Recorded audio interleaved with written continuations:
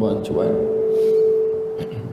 A'udzubillahi minasyaitonir rajim. Bismillahirrahmanirrahim. Assalamualaikum warahmatullahi wabarakatuh. Alhamdulillahillazi arsala rasulahu bil huda wa dinil haqqi liyuzhirahu ala dini kullihi walau karihal kafirun walau karihal musyrikun walau karihal muslimun. Subhanaka la ilma lana illa ma 'allamtana innaka antal alimul hakim. Rabbi shrah li sadri wa yassir li amri wahlul 'uqdatam min lisani yafqahu qawli. Terima kasih saya ucapkan kepada tuan pengerusi acara, bahagia tuan pengerusi masjid, barisan jawatankuasa, pentadbiran masjid, tuan imam, pemimpin-pemimpin tempatan di semua peringkat yang berkesempatan hadir pada malam ini. Seterusnya tuan-tuan dan puan-puan yang dirahmati Allah sekalian. Bersyukur kita kepada Allah Subhanahu Wa Taala kerana dengan limpah dan izinnya pada malam ini dapat kita bersama-sama berada di dalam majlis ilmu cukup besar. Maknanya yang mana Nabi sebut, barang siapa yang mengikuti jalan-jalan ke majlis ilmu, maka Allah akan anugerahkan kepadanya jalan-jalan ke syurga. Barang siapa yang duduk dalam majlis ilmu ini, malaikat akan mengembangkan sayapnya sebagai tanda relanya atas usaha orang-orang yang nak datang majlis ilmu. Bukan senang dah semayang ke atas, turun bawah pula dengan ceramah. Kejap lagi naik balik. Ada tadi yang ke atas pun payah nak turun, duduk lah ke atas. Dongah juga dia kata. Kan bukan senang nak datang. Ada orang datang-datang salah hari bulan pula. Salah pula, tengok dah habis ceramah tu semalam dia kata. Macam-macam. Jadi kita duduk dalam majlis ilmu, malaikat akan catat pahala walau apa pun juga yang kita lakukan dalam majlis ilmu ni, termasuklah tidur. Jadi tak ada masalah. Siapa nak tidur, tidurlah. Jangan dipaksa-paksa di itu. Saya faham benar lah kan. Penyakit kan, penyakit ngantuk, nak selesai tidur. Tak ada cara lain. Kadang-kadang kat rumah payah nak tidur. Ada bantal tak boleh tidur, ada kipas tak boleh tidur, aircon pun tak boleh tidur. Tapi dalam majlis ilmu duduk togak-togak tu boleh tidur. Hebat kan? Jadi jangan risau. Siapa nak tidur, tidurlah. Saya takkan kecil hati sebab memanglah itu kelebihan orang mendengar ceramah. Dia boleh tidur. Orang bagi ceramah memang tak boleh tidur. Pernah tengok orang bagi ceramah tidur? Tengah bagi ceramah, terlalap dia. Wah, hebat dia. Tak nak. Cuma dengan satu syarat, tolong jangan berdengkur. Sebab takut ganggu orang sebelah. Sebab orang sebelah pun nak tidur juga. Jadi tidurlah sesama. Jadi malam ini tema ada kekeluargaan. Sonang betul tajuk ini. Mini Carnival Masjid. Tak sangka pula saya menjadi salah seorang daripada orang akan menjayakan program pada malam ini. Jadi bila sebut tentang keluarga, semua orang dah pandai dah tentang kekeluargaan ini sebenarnya. Dah ada keluarga masing-masing. Tak ada keluarga yang tak ada masalah. Semua keluarga ada masalah.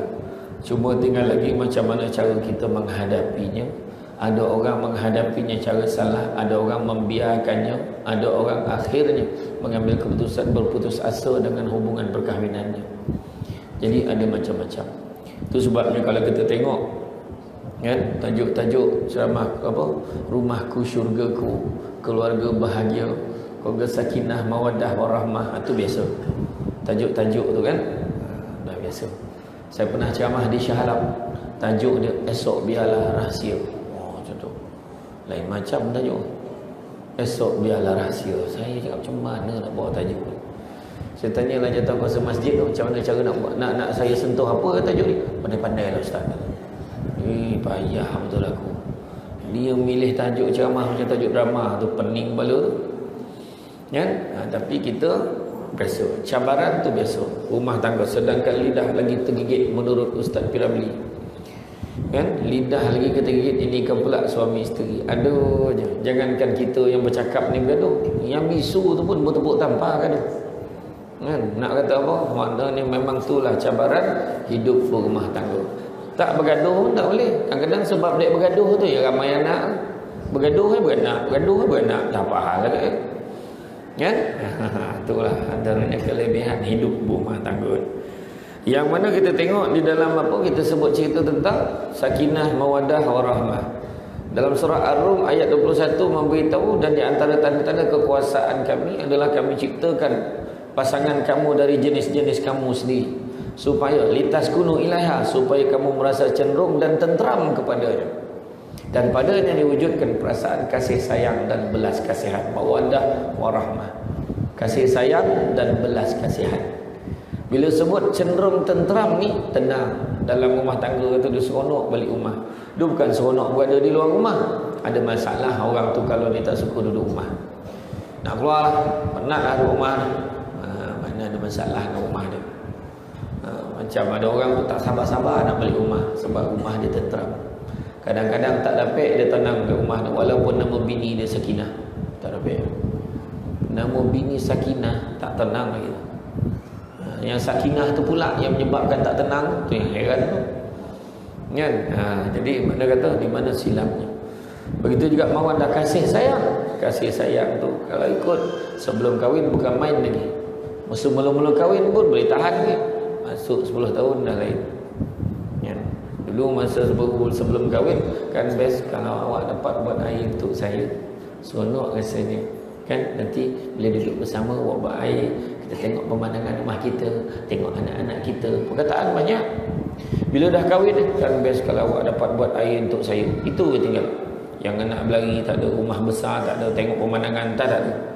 10 tahun lepas tu air itu je tinggal. 10 tahun lepas tu main batuk. Macam tu je. Dia main bahasa syarat lah. Yang bini kejam lah, faham. Bini dia faham, tu masalah tu. Kan? Jadi makna perubahan-perubahan. Kasih sayang tu kadang-kadang tak lama. Apa sebab? Sebab dah habis bercinta semasa sebelum kahwin. Habis dikeluarkan segala kasih sayang sebelum kahwin. Dah kahwin, selesai. Kan? Selesai, hilang. Suami pegang tangan dia ditolak, isteri pegang tangan ditolak, nak mampu seorang tua tu dia kata. Yang kan sebab dah lama. Sebab dah lama. Patutnya lagi lama lagi kuat tu sebab tengok orang tu tua, orang lelaki. Orang perempuan kena ingat orang lelaki ni lagi tua lagi sensitif dengan kasih sayang. Sebab tolong jaga elok-elok. Dah lah menurut kajian orang lelaki mati dulu pada orang perempuan. Jadi ingat ni fragile, dia bukan mudah pecah, dia mudah mati. Kau menongking, bang, mati. Bayangkan tu, jangan macam tu, jangan elok-elok cakap, lembut-lembut cakap, kan? Jadi kalau suami nak apa-apa, dah maklumlah orang lelaki ni sementara kan. Jadi orang perempuan ingat apa yang suami nak tu setuju je, faham? Faham ke tidak? Tak, saya tanya faham ke tidak, bukan tanya setuju ke tidak.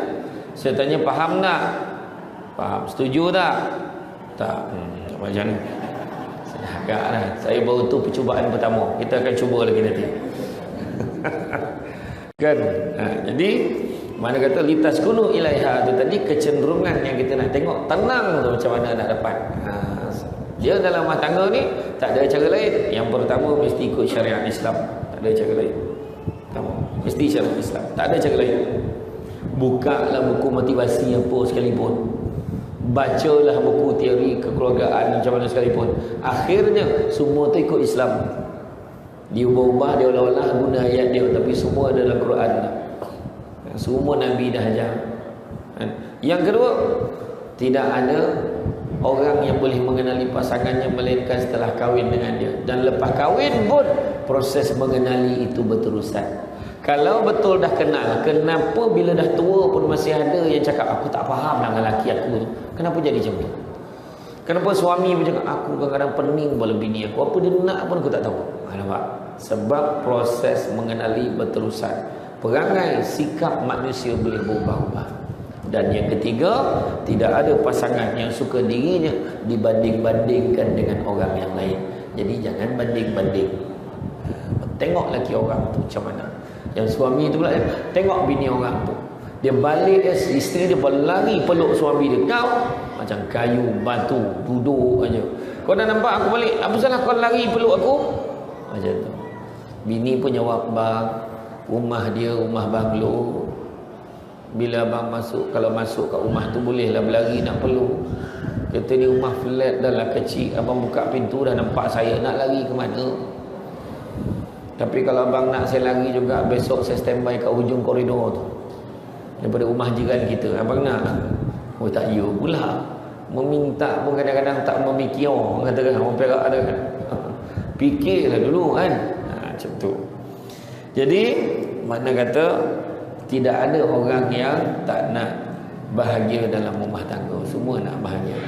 Tapi senangnya bila masuk tahun 2020, tak kira apa juga azam yang kita letakkan dalam kehidupan kita, jangan lupa nak letakkan dalamnya lillahi ta'ala. Semuanya kerana Allah. InsyaAllah okey.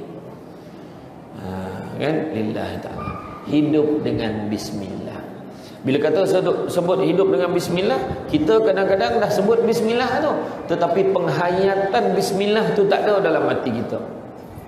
Kita terlupa nak sebut. Kita sebut bismillah. Macam contoh nak minum air kan, kita terbalik bismillahirrahmanirrahim. Kita buka botol, bismillahirrahmanirrahim. Tuang, bismillahirrahmanirrahim. Tetapi benda tu jadi prosedur je. Minum pun bismillahirrahmanirrahim, kita minum. Nampak? Hampir belum lagi. Bismillahirrahmanirrahim. Nampak? Prosedur, nampak tak? Tetapi tak ramai. Sedangkan bismillah tu apa maksud dia? Dengan nama Allah. Bismillah, bismillah, bismillah. Dengan nama Allah, dengan nama Allah, dengan nama Allah. Maknanya diajarnya kita ni buat satu benda, mulakan niat dalam hati kerana Allah. Memulakan kehidupan kerana Allah. Pegang anak lahir, bismillahirrahmanirrahim. Allahu Akbar, Allahu Akbar. Azankan anak. Nampak tak? Bismillah, pegang bismillah. Pegang anak dengan nama Allah. Tapi sayangnya kita dah sebut tapi tak masuk dalam hati. Nampak tak? Sebut macam I love you tu. Sekadar sebut, kalau tidak akan pasangan mengajuk kalau tak sebut. Jadi prosedur. Dia kalau boleh tu biar dia ayat tu. Sayang, abang nak beritahu hari ni. Apa dia? Tahu tak hari ni hari apa? Hari apa? Hari ni hari Sabtu, hari Jumaat 24 hari bulan. Kenapa? Abang sayang kat sayang. Macam lain macam tak rasa. Tengok berdebar tu baru aku cakap tu. Belum lelaki kau cakap. Kan? Betul tak? Oh, mau tak terperanjat tiba-tiba macam tu. Abang ni ingat apa tadi? Habis dah abang cakap, sayang abang tak? Iyalah, sayang. Nampak? Lain daripada love you tu. Love you tu. Apa benda? Prosedur. Dah tua lagi lah tak sebut I love you. Nak mati orang tua. Nampak tak? Pasal lain dia nak mati orang tua. Dia bukan buang tabiat tau, tetapi buang tabiat lama ganti tabiat baru. Berkasih sayang.